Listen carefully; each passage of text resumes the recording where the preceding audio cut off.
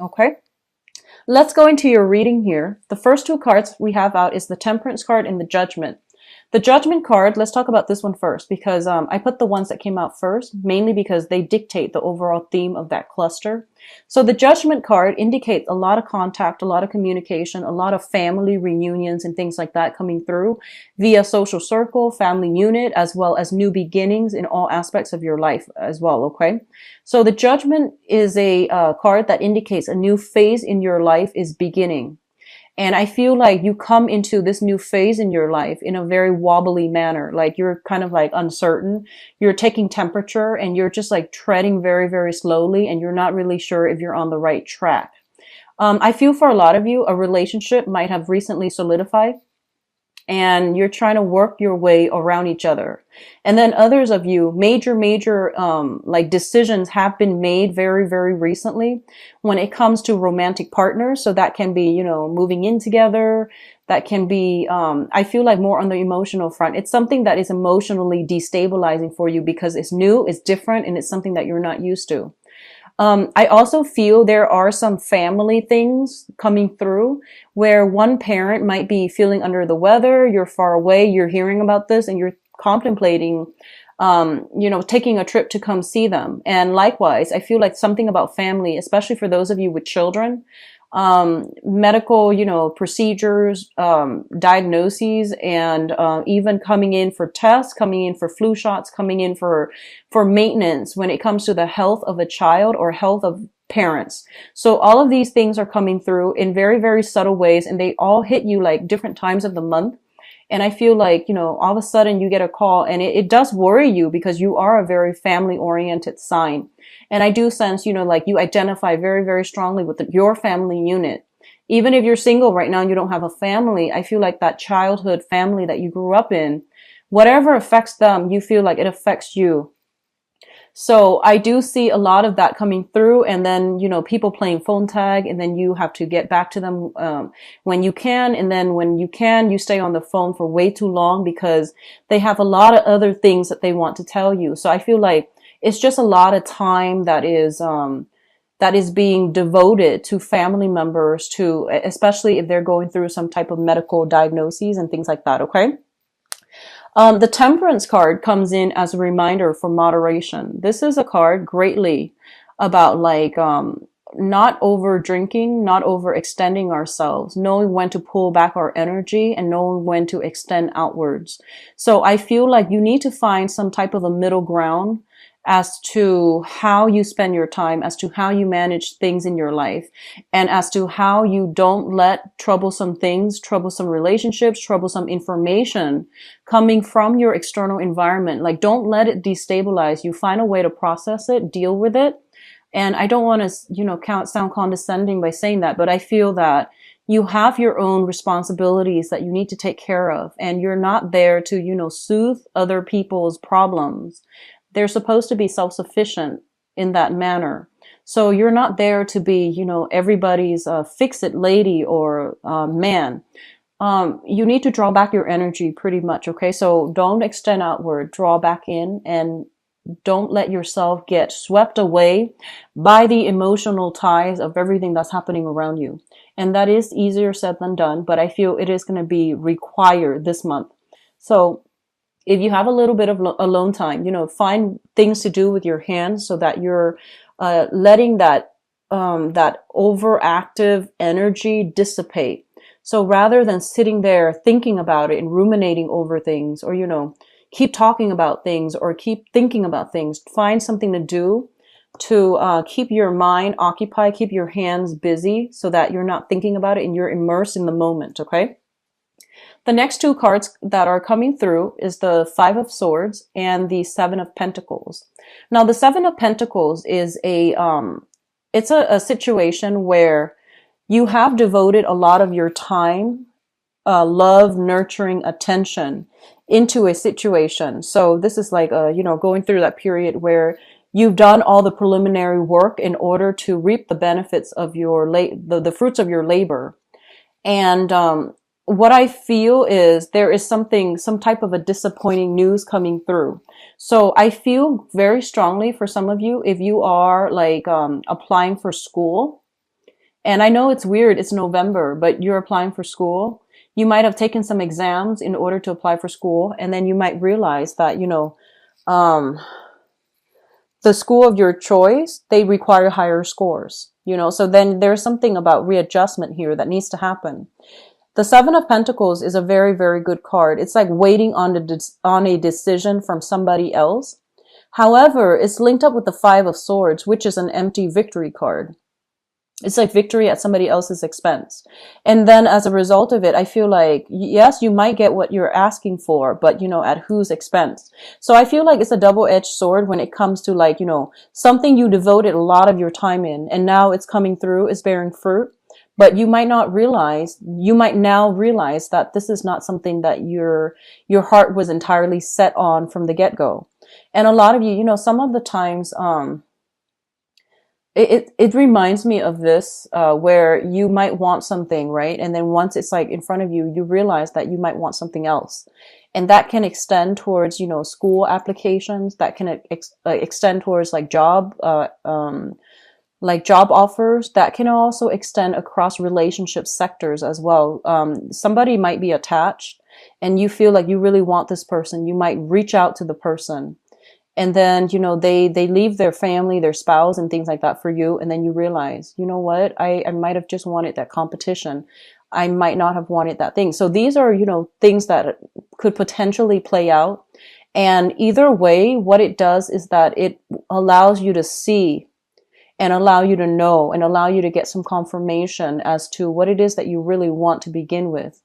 And which ones of those things which ones of your desires are actually based on, vanity, based on unrealistic expectations, or based on just, the whole point about winning, wanting something just because you can't have it, or wanting something just to prove to yourself that you can attain it. But then once it's within reach, you might now realize that you don't want that to begin with. Okay. So there's something of an element here about, knowing what you want, in that truth, that revelation might come about as a double-edged sword. For others of you, and I'm getting this message very, very strongly, I feel honestly that you might be in a love triangle. And I'm going to do your love reading in a little bit. So I hope, that will allow you to get some insights into your specific situation. And I feel if you are in a love triangle, you might already know that you're in a love triangle. This is not going to be like revelation, things coming in as a surprise, okay? So I feel like you might be attached to somebody, and you might be in starting a new relationship, or you might be coveting somebody who is in a relationship. And I feel like, they might tell you, oh, I'm going to leave so-and-so, and I'm going to leave them, and it's going to happen, 2 months from now. And like whatever they tell you, you've been waiting. And then you realize, you know what? They're stringing me along. So I need to like cut them out of my life. So I feel this sense of realization, this sense of closure, this sense of finality is actually coming through for a lot of you. And I hope you're not dealing with that on the romantic front. If it works out in a work environment, I feel like, they're telling you, oh, you're going to get a raise, a pay increase, a promotion, and you wait. And in the meantime, you're waiting. You're working very, very hard. You're like working your butts off. And as a result of it, you just realize, they're stringing me along. So I feel like either way, this month is going to bring a massive amount of closure. And this is actually an energy I've been feeling for a lot of signs, not just for you guys, but I feel like for you guys, it's a little bit more clear so that you can move once and for all past it, and that you can focus your energy on people, on projects that are worth your time. So that's coming through here. The next cluster here, we have the Queen of Cups as well as the Eight of Pentacles. So you have a water sign. This is a Pisces, a Cancer, or a Scorpio. This is somebody with a lot of good advice, good counsel, and somebody that, you can turn to, whenever you need some guidance. So I feel like this can serve as a relationship partner, but or even a friend, or a family member. But what I'm feeling overall is that this is somebody who's very, very emotionally supportive of you. So whoever they are in your life, they are, sun, moon, or rising, Pisces, Cancer, Scorpio. They are somebody who is very kind, emotionally supportive. They believe in you, and they always, like praise you, say good things about you, and they give you that emotional support. And they might, so for example, they might tell you, reach for the stars and you will always, always achieve your dreams. And I feel like even through the times that you doubted yourself, through like many disappointments, they have always been there for you. And I feel like this is the month in which this person is going to be front and center in your focal point, and they are going to give you, if you were trying to reach for the stars and you feel like you have failed, or you feel like you need to do some readjustments when it comes to your goals and expectations, I feel like they're still there giving you that emotional support, and they're showing you how to do something in order to move things along. A lot of you might be sending out resumes, and I feel like resumes for scholarships, resumes for schools, resumes for work. If you are sending out resumes for work, I do feel this person, well, for whatever you're sending out for, I do feel this person is giving you some valuable insights as to, what you should include. And I feel that it would be in your best interest to try to follow their advice. They're going to give you very, very good, solid advice. If you are looking for work, if you're thinking about, applying for schools and, changing your career direction. So before, if you were doing medicine, now you might be thinking about law. That's also what I'm feeling. And you might be doing like a drastic 180 where you're just like, I'm not really sure if this is the right career track for me. So I want to explore this other option. And I feel like you have somebody here that's going to be able to give you some guidance. Okay. One of the things that they might say to you here is, don't be so, they might say something like, so that you know who this person is. They might tell you, don't abandon projects too early. They might tell you, keep working at it, work at it until you've exhausted all possibilities before you change your direction. So there's somebody who really values hard work and dedication and, that stick-to-itiveness. And they might tell you, keep working, keep at it. You're going to be good. You're going to be safe. You're going to be okay. And you deserve it. So I feel like they keep pushing you to work towards a specific goal and to never give up. So that's the type of emotional support you're getting from this person, okay? And they're going to help you along the way as well. Job applications, I do see that. I see scholarship, grants, applications. And I feel like it's highly competitive as well, okay? So you have to somehow make yourself stand out, because I feel like you're competing against many, many, many people. And there are a lot of, for example, if it's like an internship that will allow you to work with a very, very prestigious organization. And I feel that there are a lot of people vying for, it's like one position and, thousands of people are vying for it. So I feel like you're applying for some important jobs or internships or scholarships. And I feel like the competition is fierce. So you need to be very cutthroat about it. So that means, don't be too humble. Try to, I guess, like emphasize your skills, your assets, and, don't downplay your potential. Try to, what is that?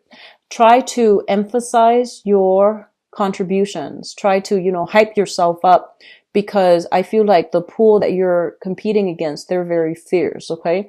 And you might be competing against like mid-career level professionals, and it's a different ballpark is what I'm sensing. So you need to work at it, and you need to like emphasize all the things that you have to offer, your past contributions, the work that you've done in the past, so that you can win this thing, okay? So I feel like whatever work you put in is what you're going to get out this month. So that means studying, spending enough time studying rather than staying up late,